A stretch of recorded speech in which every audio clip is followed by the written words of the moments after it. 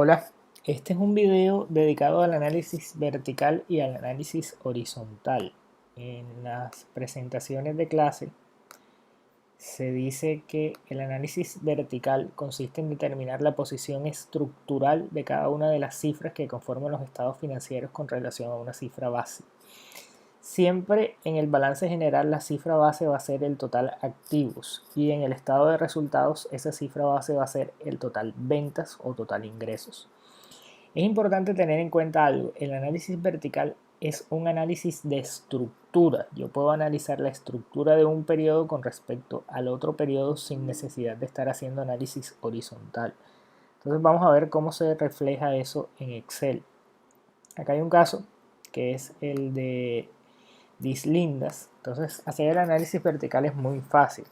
Me ubico en la celda donde está haciendo el análisis vertical y le doy el valor donde tengo, o la celda donde tengo el efectivo, que en este caso pues es el primer rubro del balance general, y lo divido entre el total activos. Por aquello de que tenga que hacer una sola fórmula que me sirva para todos, le hundo F4 de tal manera que lo que fijo aquí es la fila.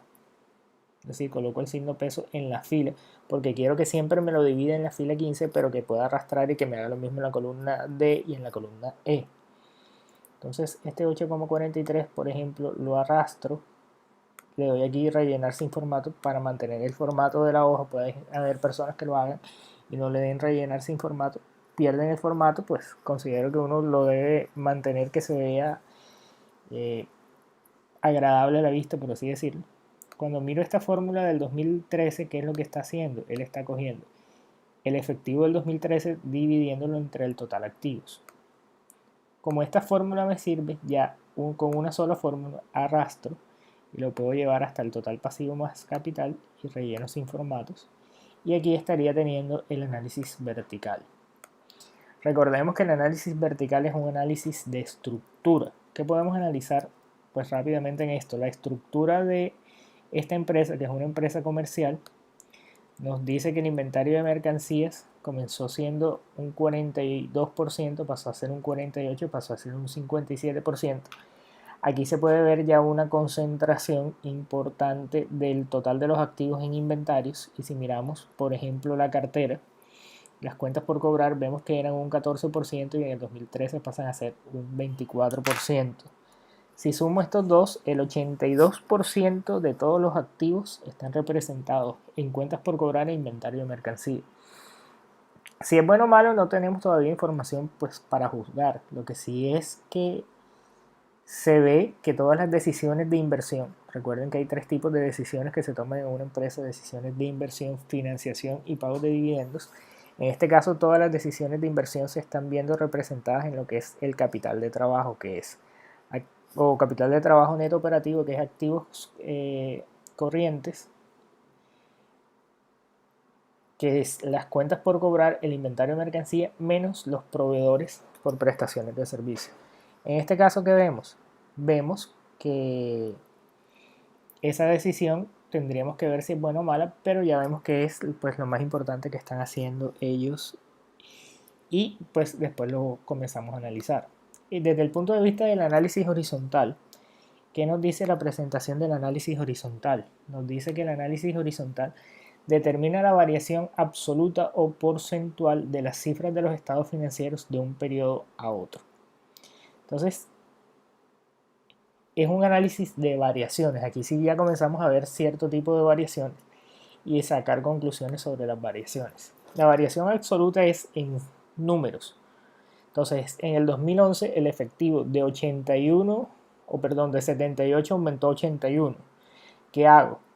Coloco 2012 menos el 2011. Significa que aumentó en 3.5. Tengo dos maneras para poder hacer esa variación absoluta. Hay una manera que es que llego y divido la variación relativa entre el valor del año anterior. Nos da 4,49%. Esta manera no me gusta a mí porque tengo que tener la variación absoluta en otra celda, pues dependo de una celda, y si quiero hacer un cálculo tendría que calcular primero esa variación absoluta y me parece que no es muy eficiente. La otra manera es que en la fórmula refleje primero la variación absoluta, es decir, los 81.5 menos los 78 y eso lo divida entre los 78, me da el 4,49. Esta fórmula tampoco me gusta mucho porque lo que estoy haciendo aquí es complicar un poco la fórmula. Creo yo que la fórmula más práctica es que divida el 81.5 entre 78, es decir, en este caso D7 entre C7 y le reste 1, que me da el 4,49. Esa es la fórmula que yo utilizo. No, ustedes, pues mis estudiantes pueden utilizar cualquiera de las tres. Aquí no es una calificación sobre qué fórmula utilicen, sino que utilicen pues la que les dé el mejor resultado. Hago lo mismo para la variación, el análisis horizontal del 2013 con respecto al 2012. En este caso vemos que el efectivo disminuyó, pasó de 81.5 a 33, es decir que disminuyó en 48.5 millones o en un 40.49%. Estas fórmulas las arrastro hasta el total pasivo más capital o el total pasivo más patrimonio, relleno sin formato. Aquí aparece dividido entre 0 porque no tengo valor, pues lo que debería hacer es que borro esto, pues ya no se va a ver, pero de todas maneras es muy práctico que podamos arrastrar y que tengamos con una sola vez que hagamos la fórmula, pues nos sirve para todos. ¿Cómo analizaríamos, por ejemplo, esta parte de los activos?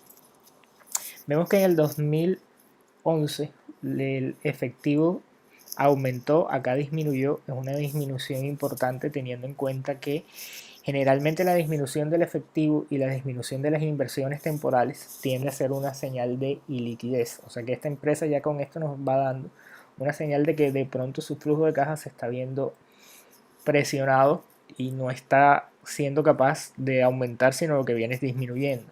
Vemos acá que las cuentas por cobrar aumentaron en el 2013 con respecto al 2012, aumentaron un 233,83%. Es un incremento bastante considerable, viendo que los inventarios aumentaron un 167,32%. Este tipo de análisis de las cuentas que hacen parte del capital de trabajo, que vuelvo a repetir, o capital de trabajo neto operativo, que es cuentas por cobrar más inventario menos proveedores de prestación de servicios, es bueno mirarlas con el estado de resultados. Entonces vamos a hacer el análisis vertical y horizontal del estado de resultados. Recuerden que les dije que la cifra base era las ventas netas, entonces divido las ventas entre las ventas, una redundancia, siempre las ventas netas va a dar 100%, que es lo mismo que da aquí en el total activos, 100%, porque es nuestra cifra base. Arrastro esto sin rellenar formatos y sin rellenar formatos. La variación absoluta es 2012 menos 2011, la fórmula es 2012 entre 2011 menos 1.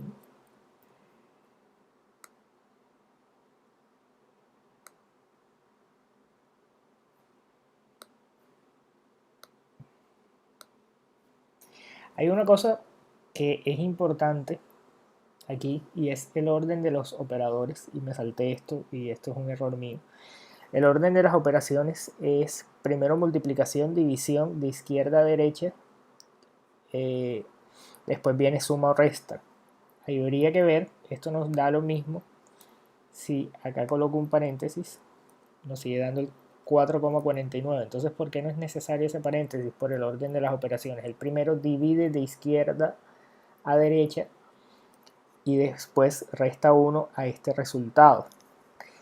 No es lo mismo que yo quisiera restar nada más el C11 entre 1. En ese caso debería ser un paréntesis por el orden de los operadores. Estas son cosas que no tienen que ver con manejo ni de Excel ni manejo financiero, sino es concepto de matemáticas. Entonces acá en el PIG hago lo mismo, es decir, hago el análisis horizontal del 2013 con respecto al 2012.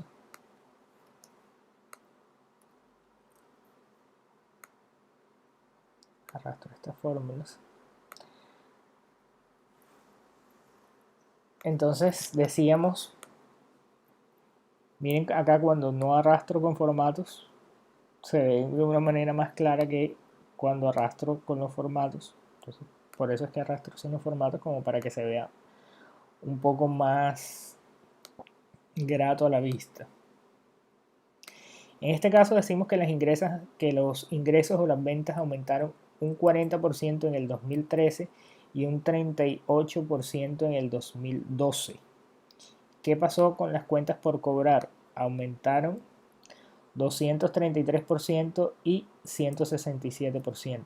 Si estas cuentas se nutren, o el juego de ellas es que yo tengo, por ejemplo, unas cuentas por cobrar iniciales, más lo que se vendió, menos lo recaudado de las cuentas por cobrar finales, vemos que el incremento de ellas es mayor al incremento de las ventas. Esto nos lleva a poder concluir que hay un deterioro en el periodo de cobro y que ahí se está guardando una cantidad de recursos que puede poner en problemas la liquidez de esta empresa.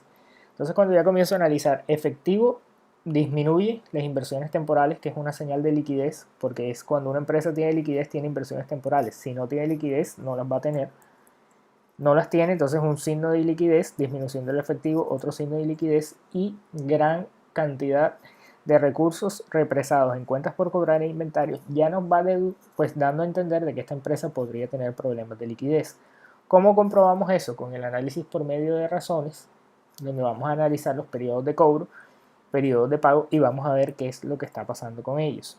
Este video su fin es explicar cómo hacer el análisis vertical y horizontal en Excel, no tanto de interpretación, pero recordemos, análisis vertical, un análisis de estructura, análisis horizontal, análisis de variaciones. Es importante mirar que cuando veo un salto de estructura grande, como por ejemplo aquí el de inventario de mercancía, ya uno dice, ¿no será que están teniendo demasiado inventario? Esta empresa tiene inventarios de 991 con unas ventas de 4.400, vendían antes 3.100 y tenían un inventario de 592, es decir, casi multiplican por 2 sus inventarios y las ventas las aumentaron solo un 40%. Entonces ya son cosas que nos van dando señal de qué es lo que están haciendo con los recursos y con el flujo de efectivo. Voy a montar otro video más adelante que es sobre cómo hacer el estado de fuentes y aplicación de fondos.